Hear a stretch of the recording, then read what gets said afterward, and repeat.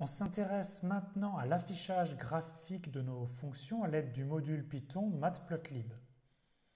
Alors on va le combiner avec le module NumPy qu'on a vu précédemment pour tracer de façon jolie des graphes de fonctions. Alors on va faire un exemple pas par pas. On veut définir une fonction, j'appelle ma fonction f, qui est une fonction classique de Python qui prend comme paramètre un nombre x. Et puis notre fonction, vous mettez ce que vous voulez. Ici, je vais prendre la fonction exponentielle, donc je prends la fonction numpy_np.exp de moins x au carré. Donc moins x, double étoile, 2.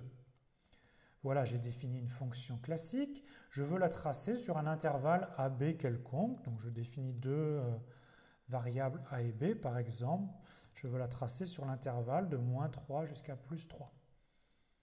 Alors comment je vais effectuer le tracé? Je vais d'abord découper l'intervalle des abscisses en une subdivision.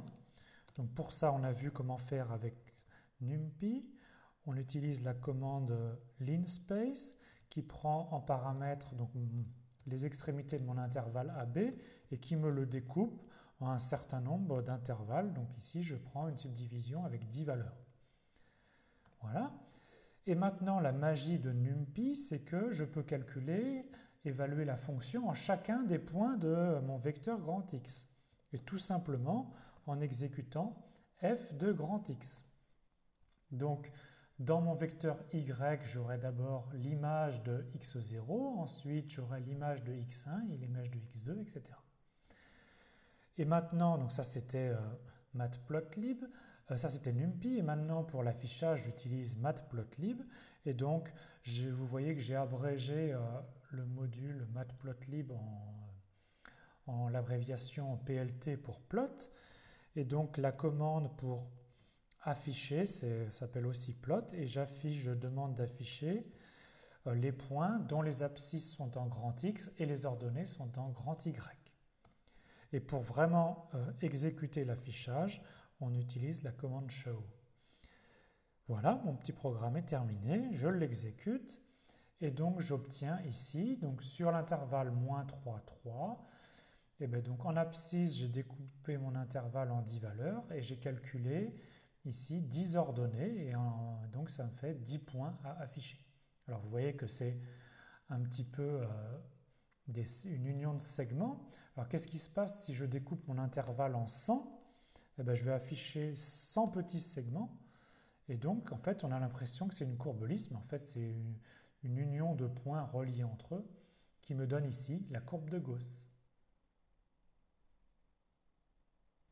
Donc la commande principale de Matplotlib, c'est la commande plot,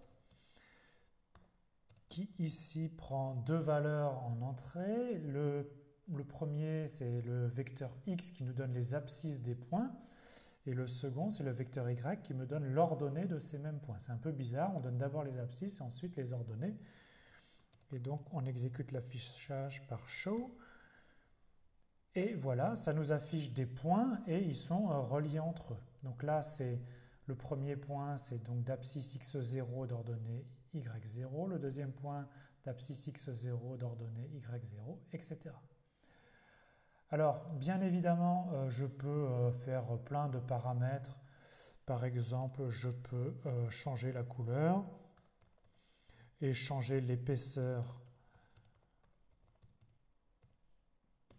du trait. Mais on ne veut pas trop s'occuper de ce genre de détails. Je vous laisse vous amuser avec les paramètres. Ce qu'on peut faire aussi, c'est n'afficher que des points, parce que par défaut, il relie les points entre eux, mais ça peut être utile de n'afficher que les points, et c'est la commande scatter. Matplotlib est un module très puissant qui sait faire tout ce dont vous avez besoin. Le danger, c'est de se noyer dans la multitude d'options. Concentrez-vous sur l'essentiel. Donc voici un petit peu ce qu'on peut faire avec Matplotlib pour améliorer l'affichage. On peut donner un titre au dessin. On peut imposer que les axes soient orthonormés, ce qui est souvent beaucoup plus agréable. On peut afficher une grille pour faciliter la lecture graphique. On peut imposer les limites de l'axe X et les limites de l'axe Y si on a besoin. Et on peut aussi sauver notre figure sous la forme d'un fichier image classique. On peut bien sûr tracer plusieurs graphes sur le même dessin. Donc ici, j'ai défini une fonction f qui définit en fait une fonction sigma, mais avec un paramètre k. Pour k égale 1, ça correspond à la fonction sigma habituelle comme fonction d'activation. Donc j'ai demandé à tracer plusieurs graphes de la fonction f pour différents paramètres k. Donc en bleu, ça correspond au paramètre k égale 1, qui est notre fonction d'activation sigma habituelle.